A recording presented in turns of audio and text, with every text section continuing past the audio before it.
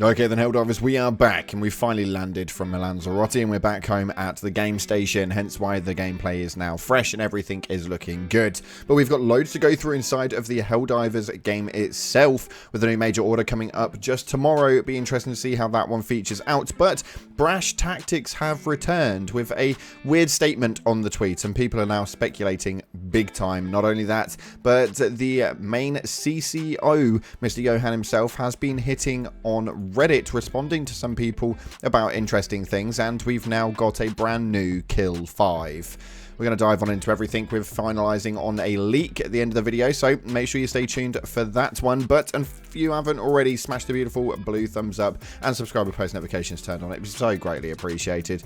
And on top of that, check out our sponsor, GamerSupps, the business that offers a variety of gaming energy drinks, snacks, teas, and other gaming accessories. Their goal overall is to provide esports athletes and gamers alike with a healthy and effective option to enhance their performance, and they seem to be doing a great job of it as it stands, with new things releasing every week.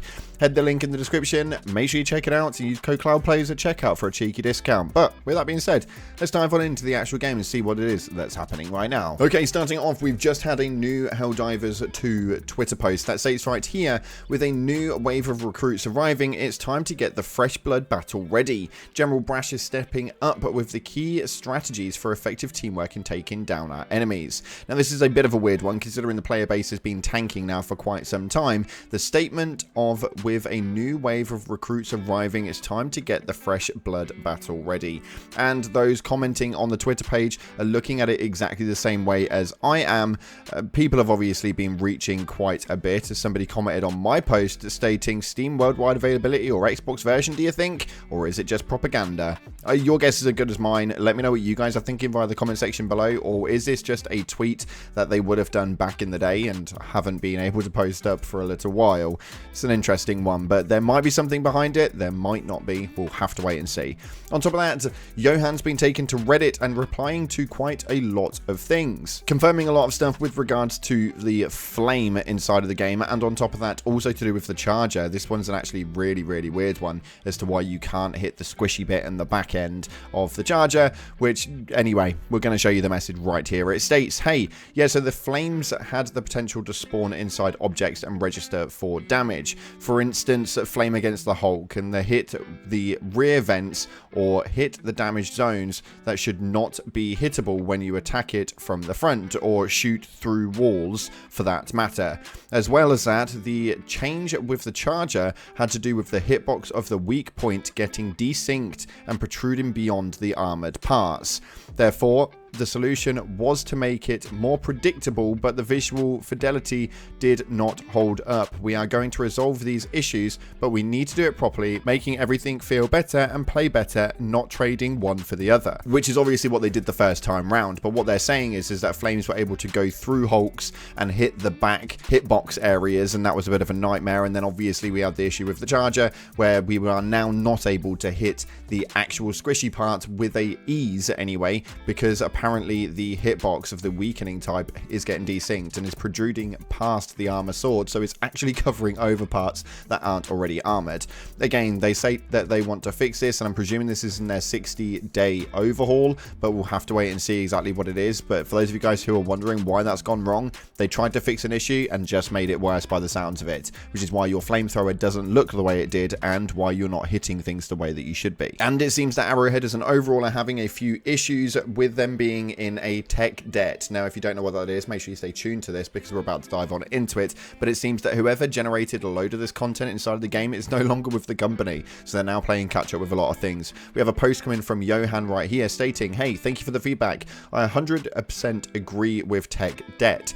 It is a consistent challenge for the engineers, where we have to choose between working on long-standing issues and new features, which is where we fail to deliver new content at the appropriate quality. The team being tired from a long development has been challenging, and the sympathetic approach to game design, i.e.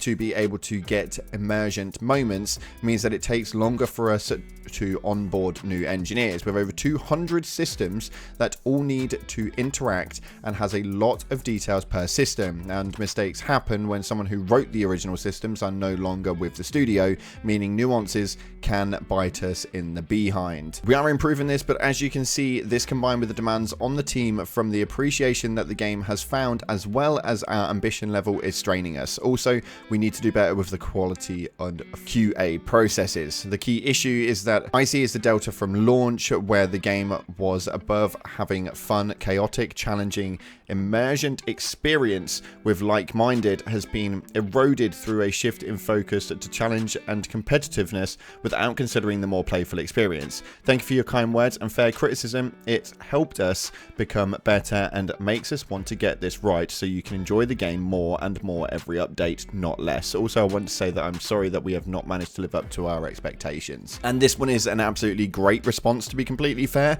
I think that he's gone over quite a lot here. Obviously, the people that had written the original systems are no longer with the studio, meaning that that's bitten them in the behind. Obviously, there is a little bit of a crackle when it comes to the overall of it, stating that they have a tired team based on the challenging development processes, which again is nothing but one of those things. I think there's one of those things that they generated as a company that I don't think that we can really be to blame for that, and I think that it's not really a basis of how you can reproduce the product that you originally produced, because essentially you've just made it worse. So I don't really understand the behind that part. I understand that long development times can be a little bit of a nightmare, and I'm sure that the team is absolutely exhausted, and for those of them that are working on the game, like, I genuinely do appreciate everything that they've been doing, and I really hope that they make some better decisions around what they've been doing. The problem isn't the fact that they haven't been changing anything. The problem is they've been changing it wrong.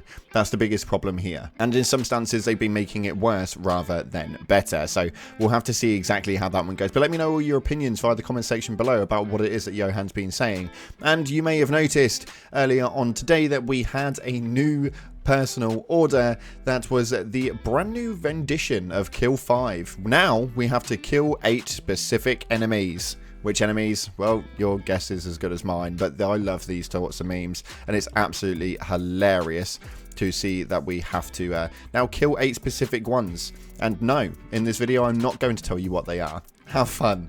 Anyway, moving into a cool idea that I came across on the Reddit, which was, for me, something that we needed to talk about, mainly because I thought this was something that you could genuinely see inside of the game. And this right here is also known as Sparky, the super pet and automated reconnaissance canine unit. And oddly, this one could actually work really, really well. We know something like this is going to be coming to the game at some stage or another, but whether it'll be anything like this design point, we'll have to wait and see. I think the dynamic of what it looks like would be incredible. It would look funny, and overall it would work really, really well for the game. Let me know if you agree with it or not, but I think that actually with 3,500 upvotes, I think most people would like to see this thing. And we are going to move into leak territory before we read the top 3 comments from the last video.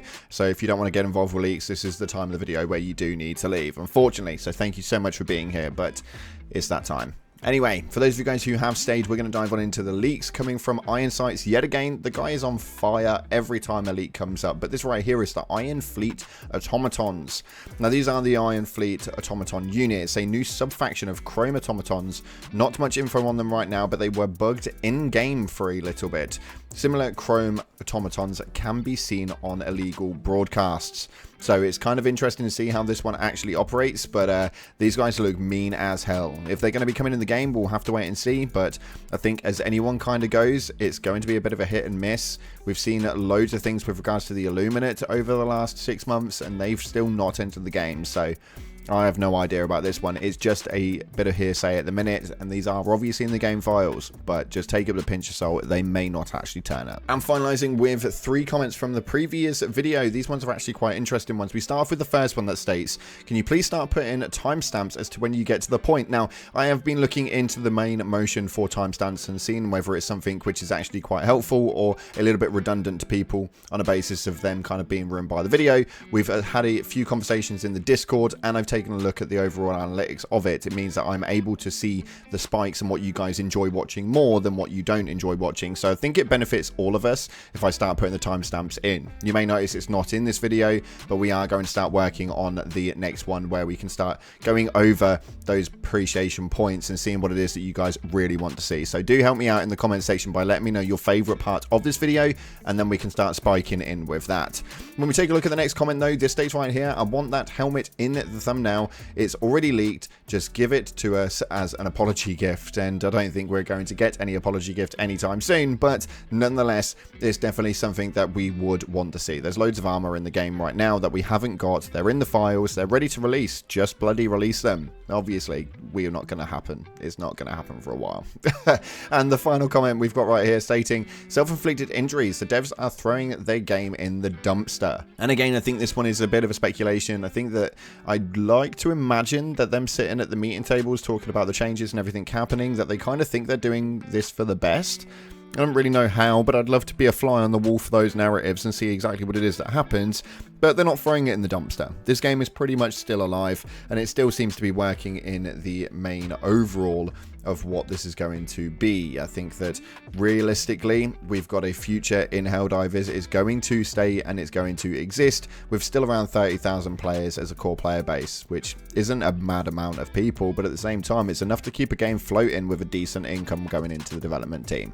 That's my personal opinion. Let me know yours via the comment section below, and we'll go into the next top 3 comments on the next Helldivers video coming up tomorrow. Thanks again for watching, guys. If you haven't already, smash the like button, subscribe, and I'll see you in the clouds.